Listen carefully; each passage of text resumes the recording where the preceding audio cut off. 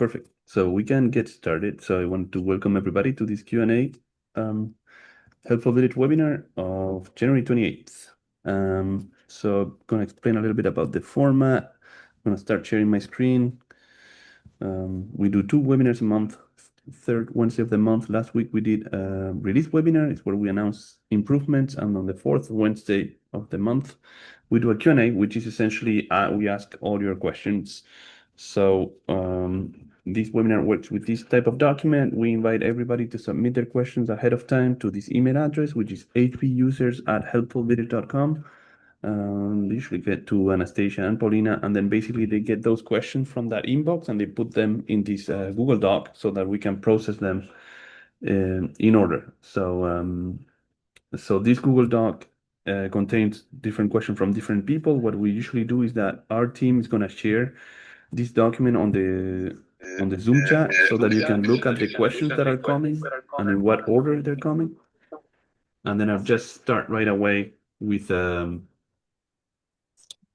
answering questions. The first thing here is, well, just a quick reminder that there is a possibility to find answers to your questions also on Slack. If you, it's a community website that we have for villages ask questions to one another and to ourselves.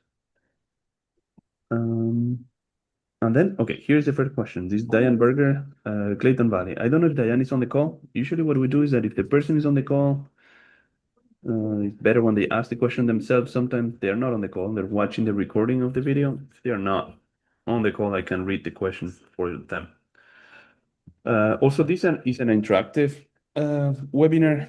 We take the list of questions in the order they came in. But if you have any questions, something is not clear to you, please feel free to unmute or expand this question if it is related to the question that is on the screen.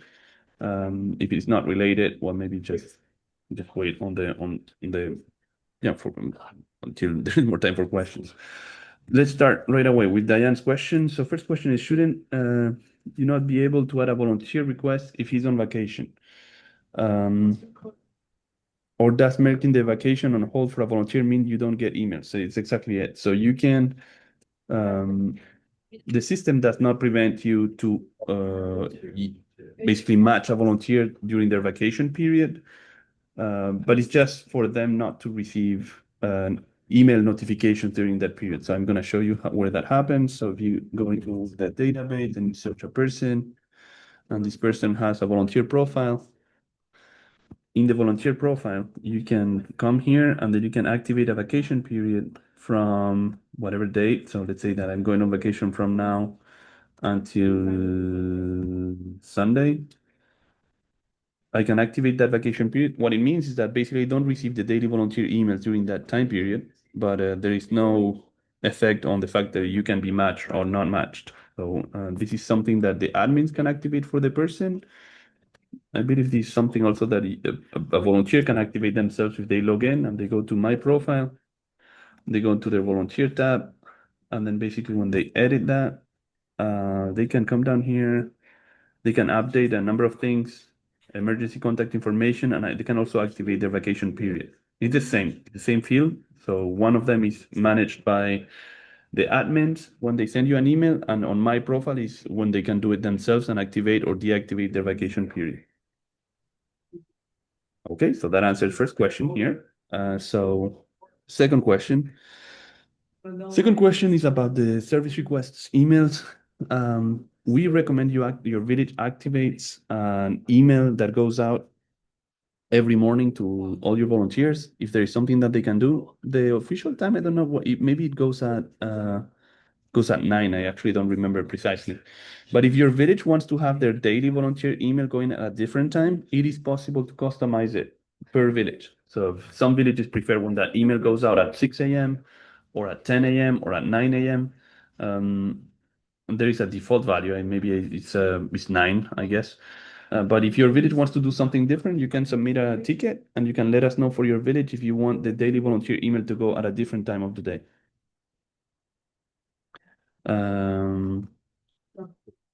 Okay, that was a question about the last webinar, if there was a check-in module update. But this is from 2 weeks ago, so I don't remember what check-in module but it's just a question. It should not be here, I think. Please add an update on the trainer's guide pages. I don't know what this means. If anyone knows, I know Nancy's on the call, but maybe Nancy, you know what this is about? Trainer's guide pages. I don't know what this is, so we'll skip it unless someone can explain me what that is. Diane wanted us to mention that there is a Helpful Village Google Doc. I said actually a Google Drive folder where you can find the monthly presentations. So as I said, on the third Wednesday of the month, we present improvements to the software. We use some slides for that presentation. Those slides are available to you, and then there is a Google Drive folder. And Paulina or Anastasia, they're gonna put that on the chat. If you're not aware of that Google Docs folder, you can find it there. Same thing. This document that I'm using for Q&A is also stored on the Google Drive for Helpful Village documents, so you can go back and see if this question has been answered before, on what date, etc. And because there is also the recording, the recording of these webinars are on YouTube, but you can find these documents on the Google Drive. And again, the team is going to post those links on the chats. And with that, we move on to the next question. And I think I saw Kristi in attendance. I'm here. Oh, perfect. Do you want to ask the question just to make it a little bit more interactive? Yes, and I think I had typed this in the chat last month. Because I had forgotten. Can you clone service requests so that you have the same task open for multiple people? And the reason I ask that is we have a couple tasks that we want more than one volunteer to go to. Yes. So yes, you can clone a service request and open multiple people, and then each one of them will, match with one of the requests. And if you need 3 volunteers, then there will have 3 matches. That reminds me also that there is a request for improvement that we have received in the past to have one single service request that may take more than one volunteer, and we have not done that yet. For now, a service request can only be fulfilled by one volunteer. Essentially, because it's not that obvious to know what would be the status of a service request if there was more than one volunteer. Is it matched? Is it open? So it's a little just more complicated. But to your question, if you can clone a service request and then, recruit 2 or 3 volunteers at the same time, you can absolutely do that. Yes. Okay. For the thinking through your question, that's a great question about whether or not it's matched or not. If you were to offer the option to have multiple people, I would say it's not matched until there's however many you're requesting, 2 or 3. Yes, I think the question is more complicated. Imagine you have a village party, right? And you would like to have 5 volunteers to prepare the room, and then you have 3 people that volunteered. Or you still want to have those 3 people coming. You still want to recruit more volunteers, but kind of those people need to come. So that's why, having one volunteer makes it obvious, because either matched or not matched. When you have multiple volunteers, it's a little bit more complicated to understand how to manage each case. Is there a way to add, maybe there's a way to add a button of, is this considered matched if it's full or? Yeah, exactly. It could be. What I mean is that it's a future improvement we can add. I'm just saying it's not obvious. So, but that's an idea, definitely. If you like to have buttons and options, and we want to keep it simple enough, but we know it's a request that has emerged in the past. It just not found a solution or confident enough so that we have thought of all possible cases. Thank you. And then Katie, maybe you wanted to comment on that too. Yes, thank you, Manuel. We would also like to have service requests that can have multiple people sign up, because we're using other programs to schedule volunteers, like your example, multiple people to come for an event. And to use another platform where people need a separate login is really frustrating. So if you could prioritize that update, I think that would be great. So we can have multiple people sign up for one request, or cloning might be an option. We'll try that. Okay. Yeah, I would agree. We do the same thing. We use events to schedule things that we want multiple people to come to. Yep. Perfect. Cool. So I like it. I like that you guys kind of support. The more we hear it, right, from more villages that it is important and needed, the more we prioritize it. So thank you for expressing yourself. And then we have heard it multiple times. So we maybe should just, sit down and think harder about it. It doesn't seem super hard. It's just what I'm a little worried is about all the different combinations of cases that we need to think through before we put it out there. But it can be done. So thank you for letting us know that it's an important feature that could be added in the future. Cool. Okay, so we make a note of that. And then we move on to the next question. The next question comes from Washington State and has two questions. I don't know if Cathy is on the call. I think. Good morning. Oh, yeah. So we were wondering if there's a reason why there isn't a membership dues category for the donation funds, and if it's possible to add one, because we've been having challenges with trying to distinguish out and out donations from membership dues. Okay, let me see if I understand your question, but basically let's do that with on images here on demo. So when you have your different members, you can come to financial management and you can do fundraising campaigns, right? And the fundraising. If you go to the top, so the way we instructed people to pay their dues is to go to the Donate Now button. Yes. So then when you scroll down, there's no place to say, so the fundraising campaign, it's Giving Tuesday, but there's no place to say, oh, this is just annual dues. Yes, so let's go slowly there, right? So the options that you have here for the fundraising campaign, right? They actually come from this menu that I was showing you here, is financial management. And then here you can do fundraising campaigns. And this is where you find the Giving Tuesday, etc. So here, potentially, you could add another option to that drop-down box, which is membership dues, if you wanted to do that, right? So you can create other fundraising campaigns that become an option. Make sense? This far? Yeah. Okay, now. Is that how other villages do it? I mean, no. it's technically not a fundraising campaign. So exactly. What are we doing wrong? So, well, it's a different way to do it, right? The way we recommend doing this is the following. If you go, your members can log into the platform, and then here there is under members, they go down, and then there is one here, which is renew membership or pay membership dues. And when they come here, they can set up a one-time payment or a monthly installment for their membership. And when they do that, they have more information about the expiration date. So you see here, this expiration date is the 24th of November, 2036 for this membership type. And you have here the membership type fees.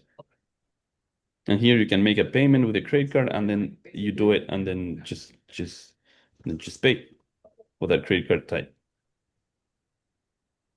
There is another thing that is similar, is that you can come here to under admin settings. And then we recommend that you set up this under email and email templates. And here you can create an email template like this, which is an invitation to renew your village membership. Yeah. So when you send that, right? And that includes a button to make the payment. And other villages, what they recommend is either they say it from there. I actually think there is also another possibilities through my profile. If your members comes here and they go to member tab, and then here they can make a one-time payment. All of these are ways for them to make payments for membership. So you can choose whatever option you think is easier.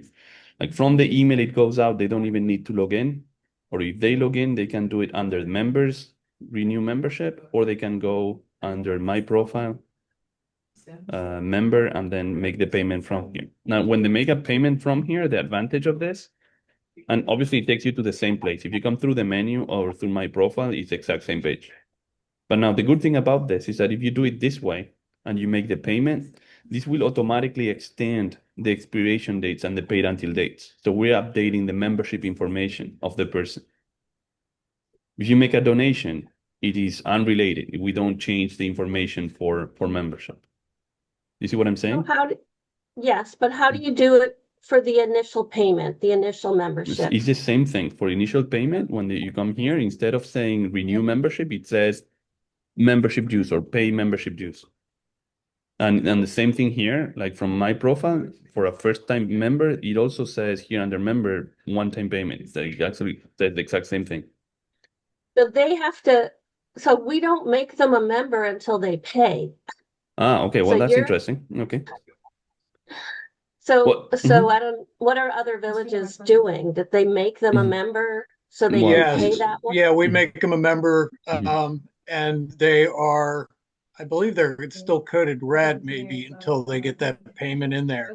Yes. But we make them a member, and then we usually apply the first payment because we're usually collecting a check from them for the first one. Yes, but kind of the recommended flow that we have, we can do it together. Like people management, add a new person, right? And then let's say that we received a new member, right? It's this. His name's John Starks, and this is M plus John Starks. I mean, obviously, there would be the new member's email address. That creates a new person. And then there's nothing here. There's no address. So you can add more information about the address and other things. When they submit an application form also, they don't become an instant member. It's like you need to review it, and there's a review process to see if you accept this member application or not. And then when the application is reviewed, you just come down here and you create a membership for this person, say yes. And in our recommendation, the person becomes a member. You need to choose what type of membership they have, right? But basically what we do is that we set the membership since is from today, 28th of January. And then they have expiration date a year from now. And then they have a paid until date that shows that they have not paid. See what I'm saying? They owe a year of membership. And then obviously if we enter a payment, right? Because Donald was saying you can receive the check. Well, you can, first I can save this. And if they send a payment for the membership, I would just come down here, say pay for membership with the given amount. And then if they send a check, they enter the check. If they send the credit card, they pay with the credit card, etc. Just save it. And when you make the payment this way, it's going to extend. It's going to change actually the paid until date. If we make the payment in full,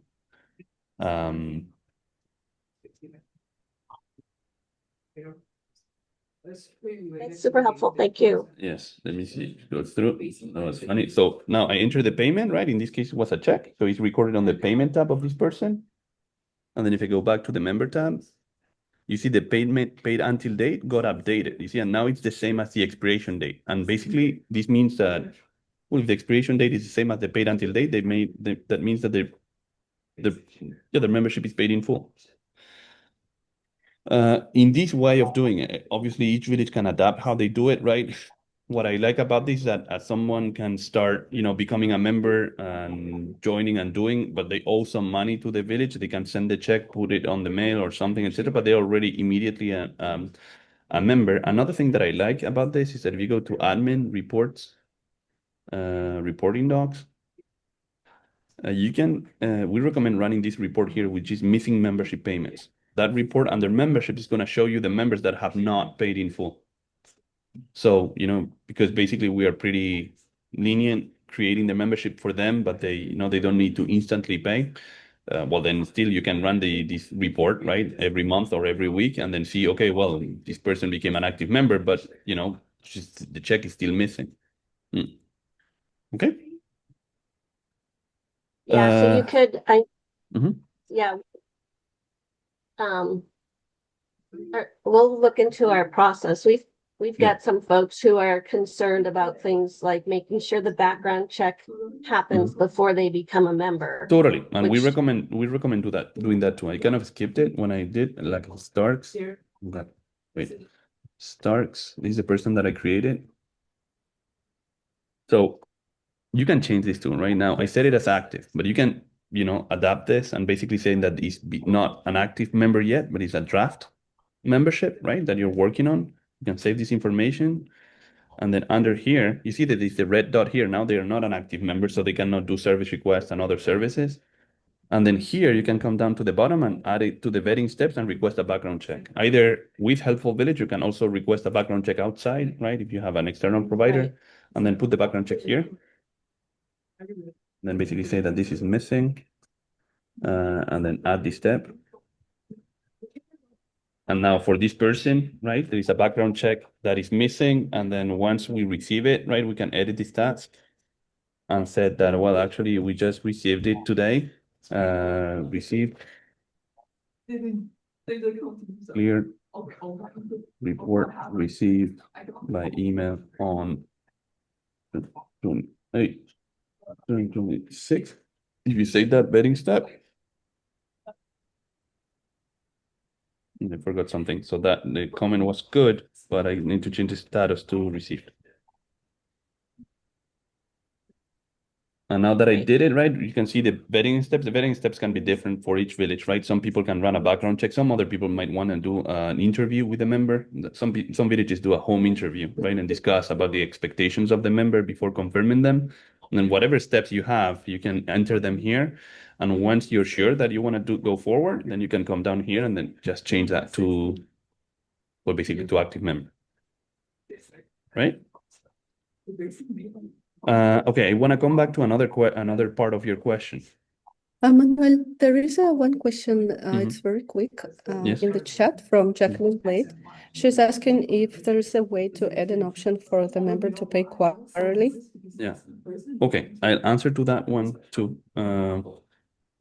And the answer is no. So we basically on our platform we allow for both either the full-time payment, which is this one, and the other one is the monthly payment. The reason to you can, if you choose the monthly payment, you can add it on the credit card. You can choose the date of the first payment for membership, and then when you confirm, it's gonna ask for the credit card information, etc., and then you enter it, and then basically we receive monthly payments.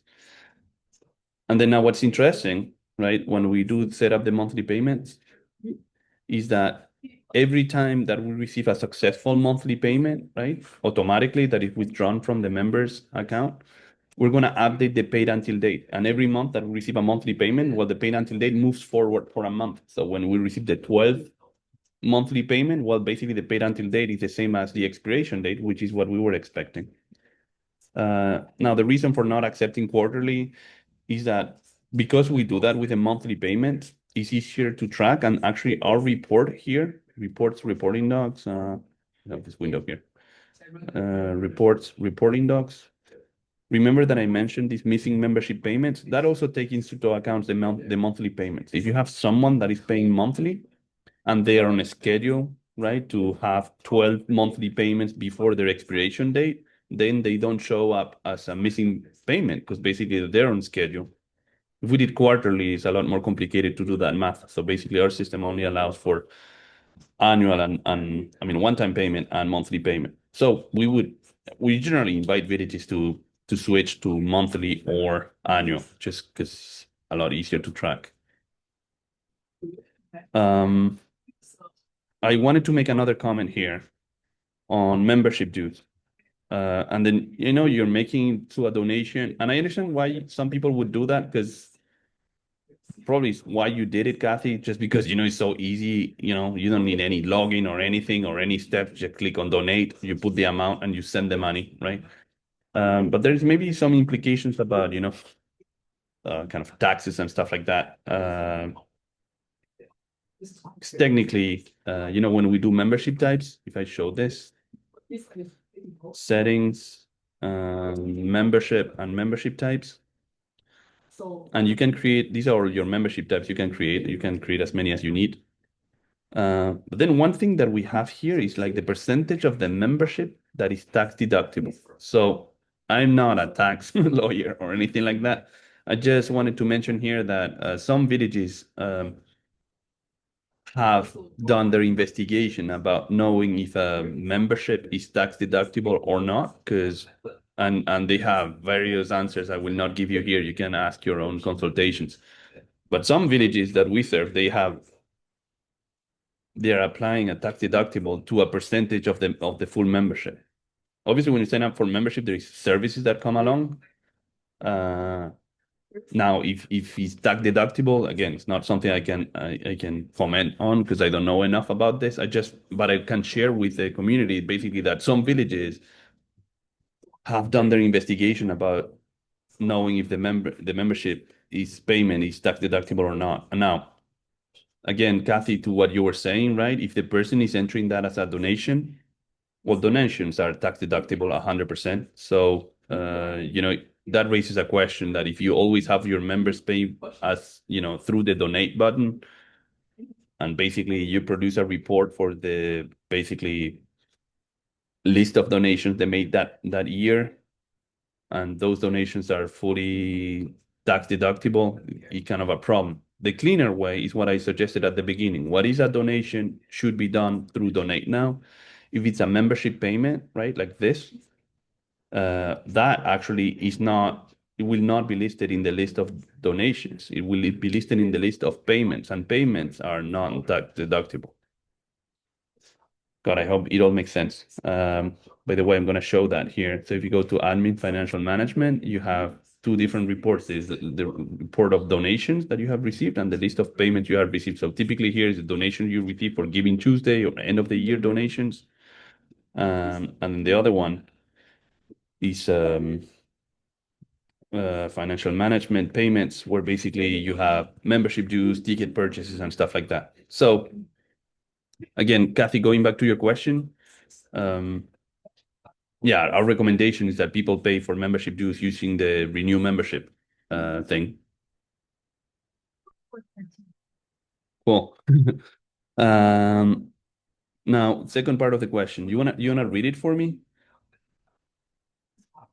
Yeah, I still have two questions about the top question. So one is, I think the reason they set it up to do it through donations is because they wanted to have an application process that was simple and one step. And so as part of filling out the application process, you pay your membership dues. Mm-hmm. Yes. Whereas the way that you've explained it has to be two steps, if I'm not mistaken, because you have to get the application, vet it, and then instruct the person to go on to Helpful Village to sign in and then pay their membership dues. Is that correct? It's almost correct, yes. So mainly, let me just give you a little additional detail there. So yes, that's the general process that we do for villages, that a person sends an application to become members, and they don't automatically become members. There's a review process, right? Can be vetting, background checks, can be interviews, can be meeting with the village or coming to a party or anything like that. So they don't become members and they don't pay immediately. Now, we have done a feature that I can show you here. If we go back to membership types, admin settings. Also, this again is some villages that did that, where if you go to membership and membership types, each one of your membership types, you can decide number of things, right? Number of people that you accept in that household membership. For example, it's 3 people for 12 months, tax deductible. We spoke about it before. And then there is other option here, which is open for instant membership. You see this checkbox here? So what it does is for any of your membership types, if you check that box, actually it's a premium feature. So it's something you might need to activate. But if you do that, basically what it does is that when someone goes on Helpful Village and they fill out an application form for this specific membership type, they can become instant members. What I mean is that we're presenting a payment form immediately to that person, and they become an active member immediately. So without the review process. So again, this is your decision, right? If you want to have some membership types that are open for instant membership, you can do it that way. And then the same application form will request information for you, and it will invite you to make a payment right away. That is a membership payment. I don't know if this works for you, right? I'm just saying that this is an option that some villages use. Okay, great. The other question that I had was, can you share which villages are using the tax deductible, not necessarily their specific information, but the names of those villages so we can follow up with them? Yes. Should I rat them out? Yes, I mean, I guess yes, absolutely. I hesitate a little bit doing that on the webinar directly here because I don't know if they want to, let everyone know. But we will ask them. We'll ask them if they're okay with us sharing with other villages, and then we'll get back to you. I mean, it's a fair question. Just, I just don't, because if they're not here, I don't like saying it for them. But we can. Cathy, Cathy, you can message me. We have two different memberships. One is tax deductible and one is not. You're welcome to message me. Who was speaking? I recognize that voice. I think I know it is. It's Leslie. It's Leslie at NNV. I recognize your voice. So it's Northwest Neighbors in Washington, D.C. But I couldn't see you. Zoom is not showing your face to me. But that's fine. There is an interesting question from East Rock Creek Village, Manuel. And they're asking, how can you set up a credit card payment, not donation, for new members who don't have a sign-in?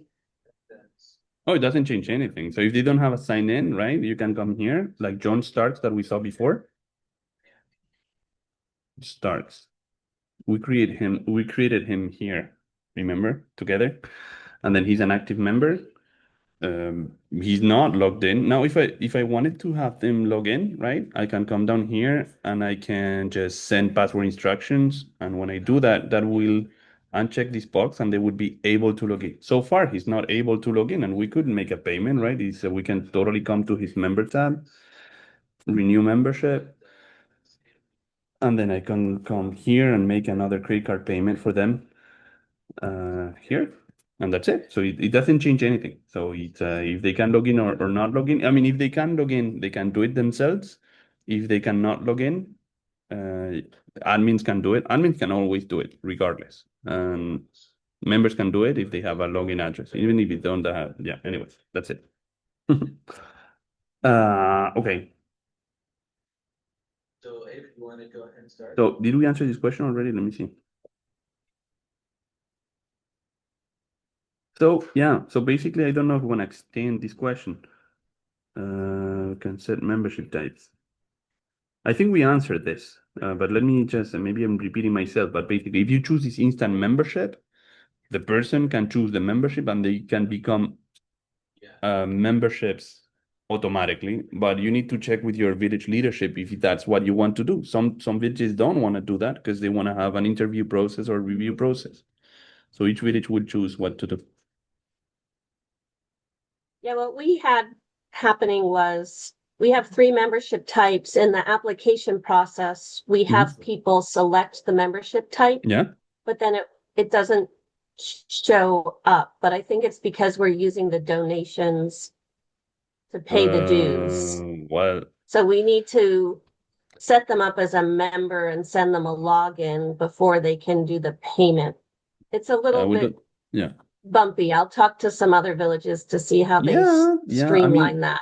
Yes, I mean, one thing that you can do for John Starks here, right, that we created Starks. Well, yeah.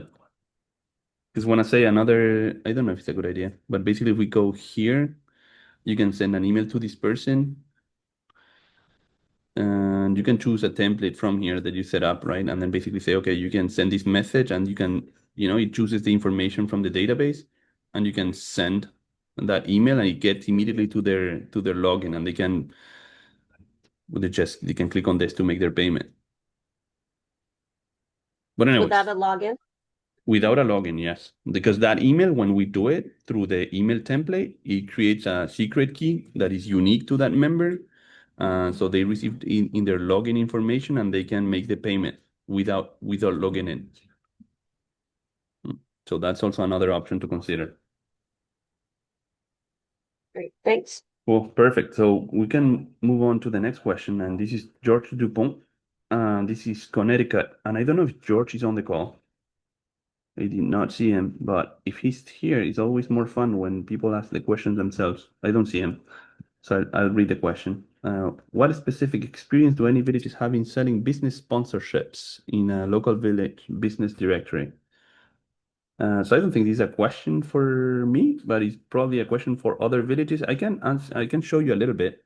And then if someone wants to answer and, from any villages that is doing something similar to this, they can. I'm just going to show you a feature here on demo. And this is a feature that is not necessarily activated. Some villages are doing this. Some others choose not to do it. Some others start not doing it at the beginning and they add it later. But you have the possibility to have this module activated, which is the preferred vendors. And when you click on that, you have a list of basically pro vendors or providers in your city, and then basically that help with different things. And these are different categories: companionship, driving, gardening. You can customize these categories, and then for each one of these categories you have subcategories. You can have different providers and then have them listed, and then your members can review a provider and they can write comments on it, and then basically that can help your other members choose it. Now, only answers part of the question, because basically what I'm saying is that there is a business directory that is accessible on Helpful Village. If you want to activate that feature, you should know. But I know that I'm not asking the question entirely, because what we do has nothing to do with sponsorships. I guess the sponsorship is a deal you can make directly with them, and I have no idea. So this is, I don't know if anyone wants to comment on this or local village pros and cons. Yeah.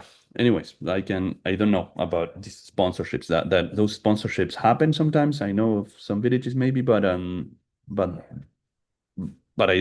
have the answer. Pasadena Village is happy to share anytime. We have a lot of business partners. Just email me. The email's in the chat.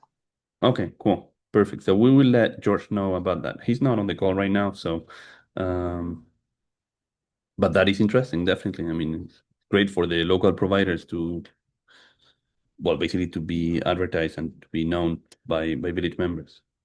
Next question is Barbara Shearer that I saw on the call. So this is Florida. Yes. Hmm? Okay, so we're just gradually bringing up our village by establishing partnerships and doing programs. But now we have our first cohort of volunteers, and I want to be able to engage them together. Can volunteers use Village Talk? Yes. So mostly the answer is no, actually. But the second good question is why, actually. So Village Talk, if you go under members, and Village Talk, for those that don't know about it, is a possibility to engage on a forum conversation where basically, and some villages have very successful use of this Village Talk module where, people have 2 tickets to go to opera, and then they're inviting other members if they want to go, and some people are just letting other people know about events in the city. So you can have this conversation, and then when someone makes a post, different members can interact with that post and have a conversation online. The other big piece about this is that there is an email component. So all these conversations that happen online are summarized once per day, and then are sent to all members. So even if you're a member that is not logging into your website, they can receive a news update from other members about news or announcements on their inbox, on their email. So that's pretty interesting. And now the question is, who's this open for? Do this open for active members? Second question is, and we have received this request. I don't know if Carol is on the call, but basically I know Rivers East has requested this also. Like, it would be great to have volunteers participate in these Village Talk conversations. And actually, technically, it would be pretty easy to do, right? Because for us, if it worked for members, could work for volunteers. Just more on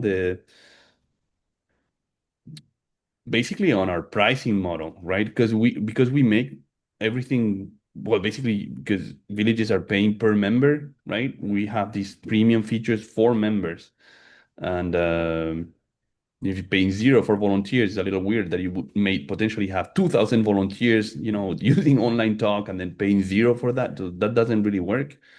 So what we're thinking is that maybe if we have enough villages that are interested in using Village Talk for their volunteers, maybe we should do something like we'll just basically charge per volunteer using Village Talk. Obviously not the same price as a member, but I don't know, it could be, 33 cents or 30 cents per volunteer that is participating in Village Talk. But what I mean is that if it's a feature that is sending messages out and then, that we need to maintain, etc., we cannot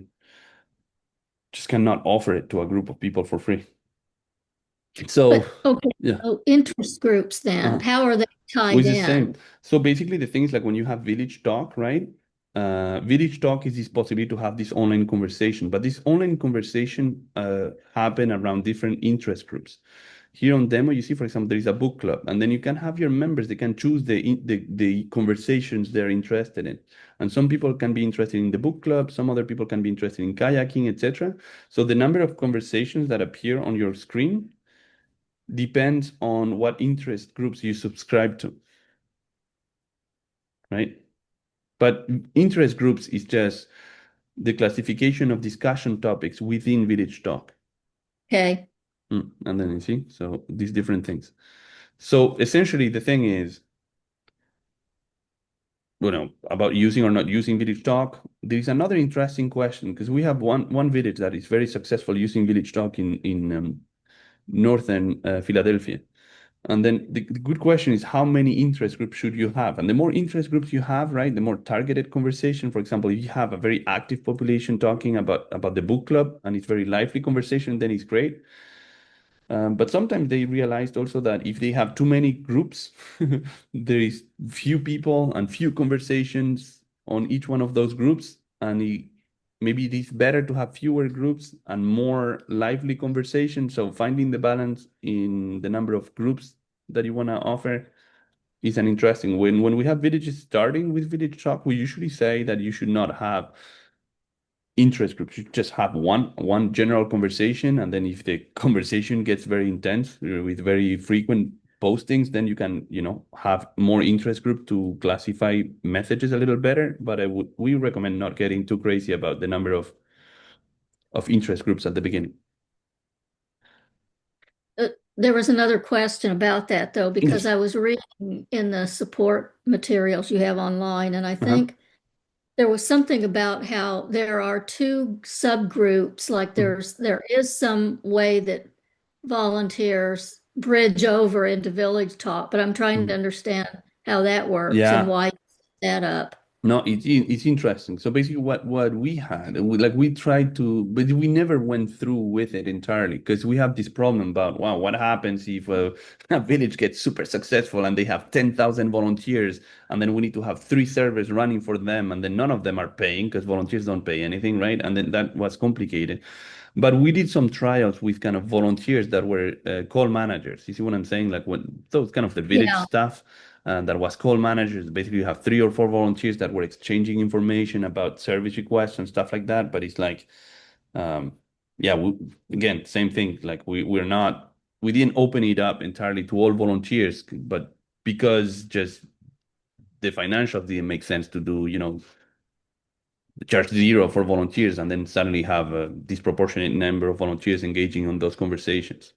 For me, really, the solution is saying, well, should we do, if you want to offer this to your volunteers, should we do some sort of pricing based on the volunteers that use Village Talk? I like the idea of not charging for volunteers because we didn't want to discourage you from recruiting more volunteers. But obviously, if they're using a lot of resources and a lot of emails and servers and stuff like that, obviously having them in there for free is a problem.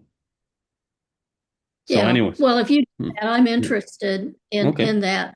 Yes. That's how I'm going to get my group of volunteers to be more cohort and coalesce. I like it. Yeah. No, I'm torn with this one because I like the idea of saying, well, you're starting a village, right? People at the beginning, you have more volunteers than members. It would be great to have them, basically engaging in conversations in Helpful Village to get them more, basically more active and more acquainted with the system and with the village. But it's just the kind of the $0 approach that is a little bit challenging to me. But we'll try to find a solution for that. We'll think about that.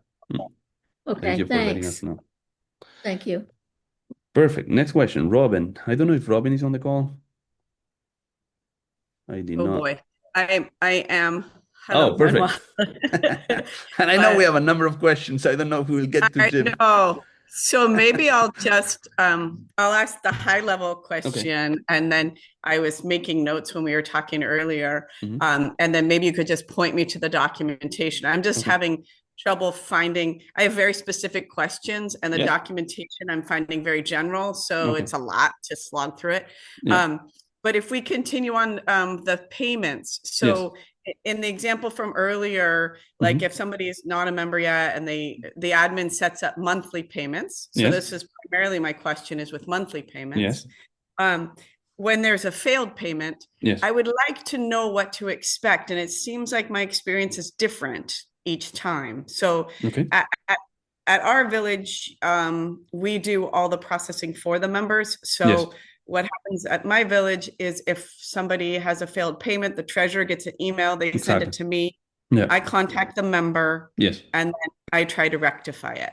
So is that the same with other people too? I mean, even if they're members can log in themselves, they wouldn't get the No, they don't get the email. So basically the treasurer gets the email that there is a failed payment, and there is also the reason of the failed payment that is explained in that email, usually, as far as we have it.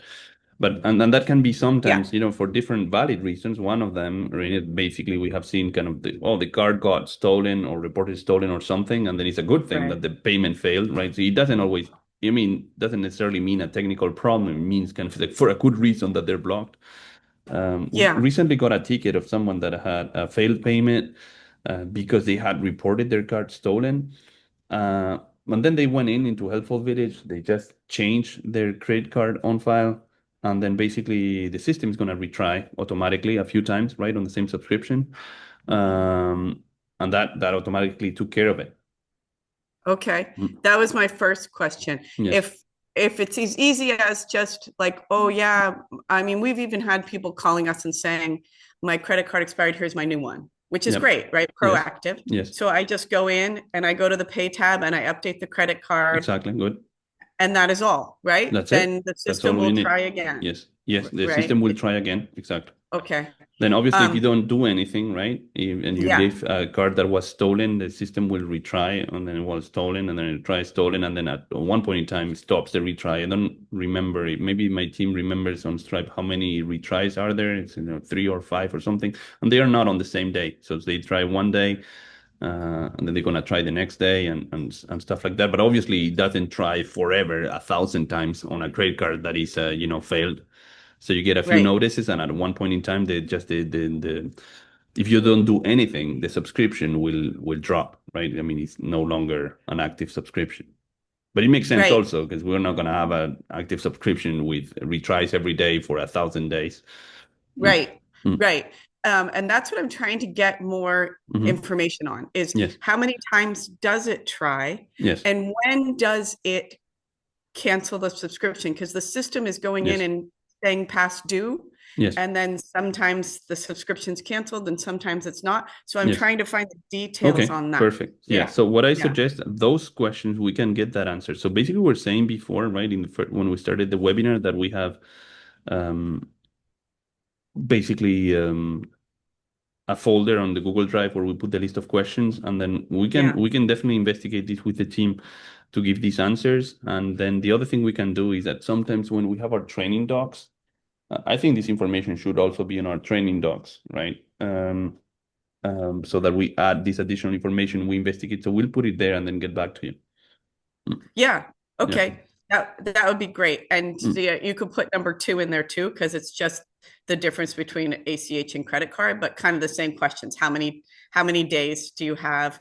I had a woman come in after a month and the micro deposit still worked. And I was shocked. And I'm like, no, not supposed to work, but it did. So I'm just trying to get more details so that I'm better prepared to inform the members. And then my third question is about the email templates. And again, I've just recently been introduced to them, and we were trying to use them to create a group. So what we were talking about earlier is we have donation types that are they don't get services, so we give them, they're considered a donation. So I wanted to tag a bunch of people and then create a template and then send that template just to those people, because it was going to be a hard-coded amount, like $250, but only this group of people paid $250, this group of people paid $350. You know what I mean? So that number I can't get from Helpful Village. I have to just type it in. So create a different template. So is there a way to do that? Ultimately, I did it through MailChimp, which I didn't love because it doesn't go back and update the member record. So I don't know that, Lisa. So is there a way to do that? Okay, let's try. So basically, you can do a few things. First is that if you go down here, you can always have a group of people. I can do this. So people management, and then you go to groups. And then when you're in groups, right, you can put people in groups. Not going to go over the explanation. Exactly. So tag people is great, because tag people is basically any type of group you want to create. And then basically we can create a new group in tag people that we would call, can you help me this with an example? What would this be? Like this is this would be donor. Social, social member tax. Yeah, just social member, just for fun.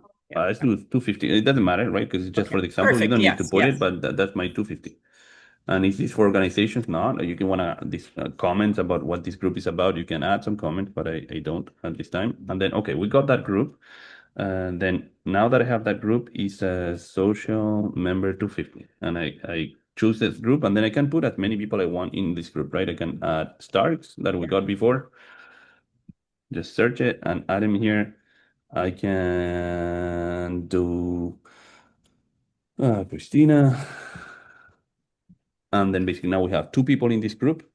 There's another thing that I can do is that I can also search a person, right? If I want to search myself, and those tag groups. And Robin, I think you know this, but also sometimes for other people in the call, right? Just that they understand that these tags are also visible on the general tab. If I search the person, the tag that we just created is here too. So if I check this box, social member 250, that now became available, and I save, it has the exact same effect, right? So we can add groups to a person or add people to a group. It's the exact same thing. If I go down here and I want to see the show, by the way, this is a link to show the groups of tag people. You can go to admin people, admin people management groups, and then tag people, or I just click from the other place and it comes here. And then now if we go to social members here, social member 250, okay, these guys, and I can come here and I can just sync this group, add this group to MailChimp.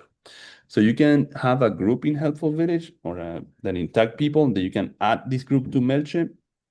And then now I can synchronize this group with MailChimp, right? So this is basically now copying the email, just putting these people in an email group, in a tag group in MailChimp. And now the next thing I can do is similar to what you did before, but you can come from here, you can do email messenger, you can do new email. And instead of sending it from MailChimp, you can send it from here. You can send from tag to tag people, and then here to social member 250 after. But the thing is that the magic is that they only become available after you add this group to MailChimp, right? And now it's here. And say, well, thank you for your donation.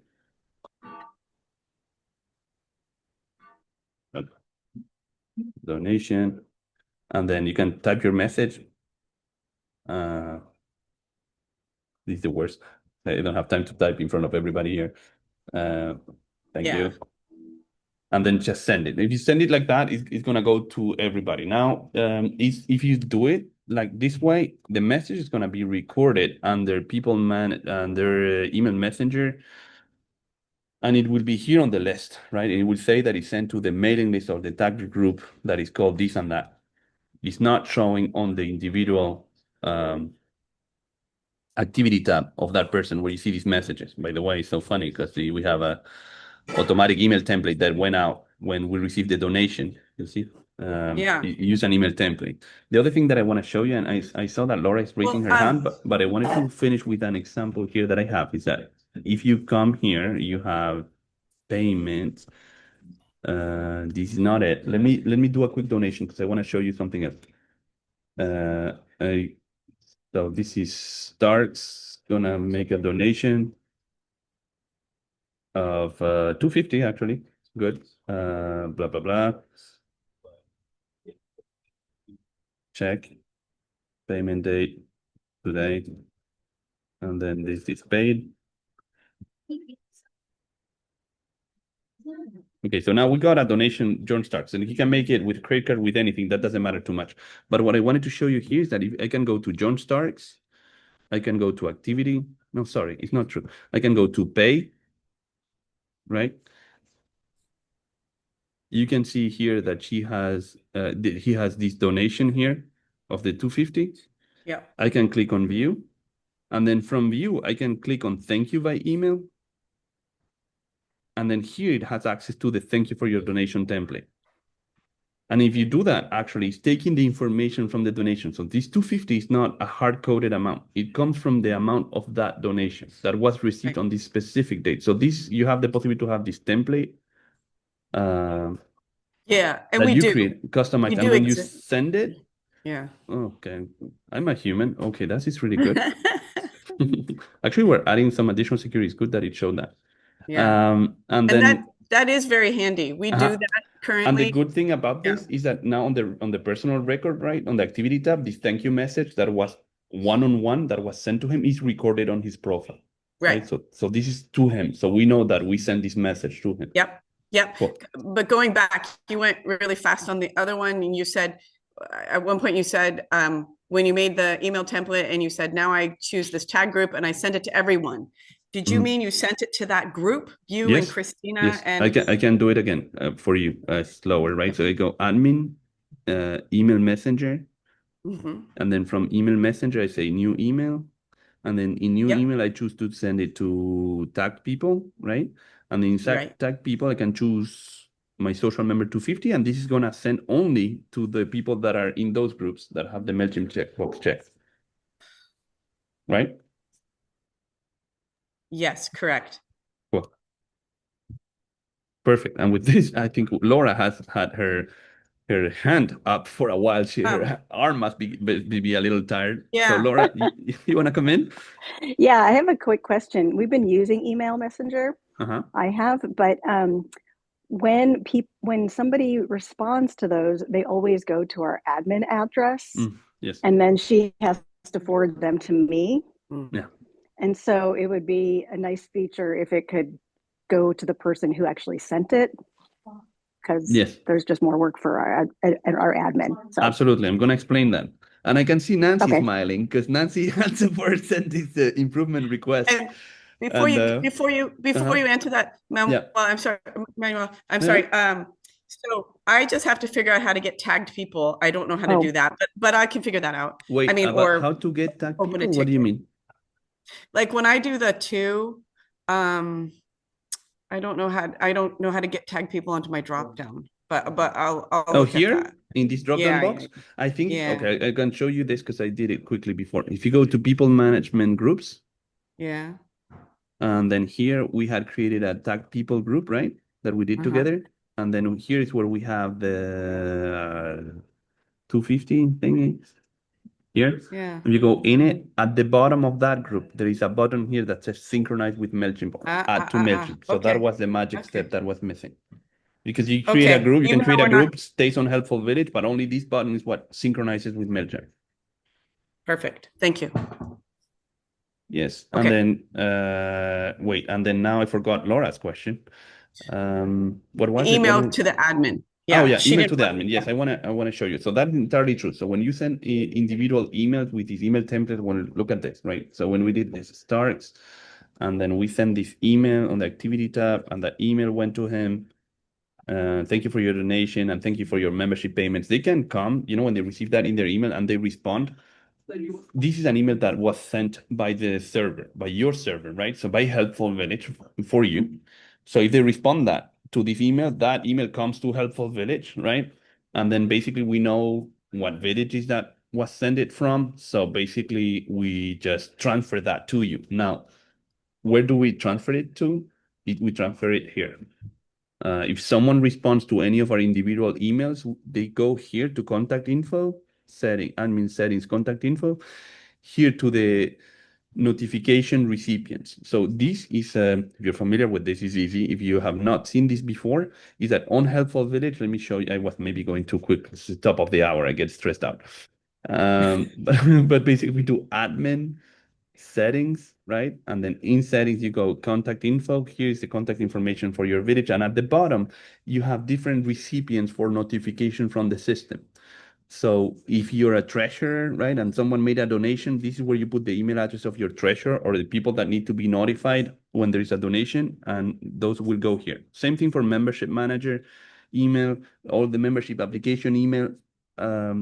will go to the address that you have here. If you leave this empty, any of these specialized manager email addresses, we will always send to the admin. And then when someone responds to an individual email through, with the email messenger, we are currently sending it to the admin email address. And then what Laura was saying is that, well, that's annoying a little bit because, if it's a membership management email, maybe should not go to the full admin, but should just go to the membership manager. And we kind of have that information. We get these email templates that have been created, right? The one that we did for donations. Well, we know it's a donations email template. So if someone responds to it, I think it would make more sense if it was going to the treasurer rather than the admin. So that specialized a little bit additional routing of those respond messages is something that Nancy from Clayton had suggested in the past. And I think it's a good idea. For now, we're just sending everything here to the admin, but the admin is maybe busy enough and they don't need to be forwarding emails here and there. So we can do a little bit something smarter in the future with an improvement so that when someone responds to an individual email, we send it to the specialized manager for that role. Make sense? Great, thank you. Cool, perfect. And with that, we are past the hour by 5 minutes, so that's what makes me nervous. But this was a great webinar. It was very fun, but we probably need to stop here. There is another Q&A webinar next month. So if you have more questions, and I know we have more questions on our document, those will be there for next month. And if you have thought of any other new questions, well, then send them to hvusers@helpfulvillage.com and we will discuss them next month. So thank you everybody for coming and for those excellent questions. And we are happy to see you soon. Thank you, everybody. Thank you. Bye-bye. Have a great Thank day. you. Bye.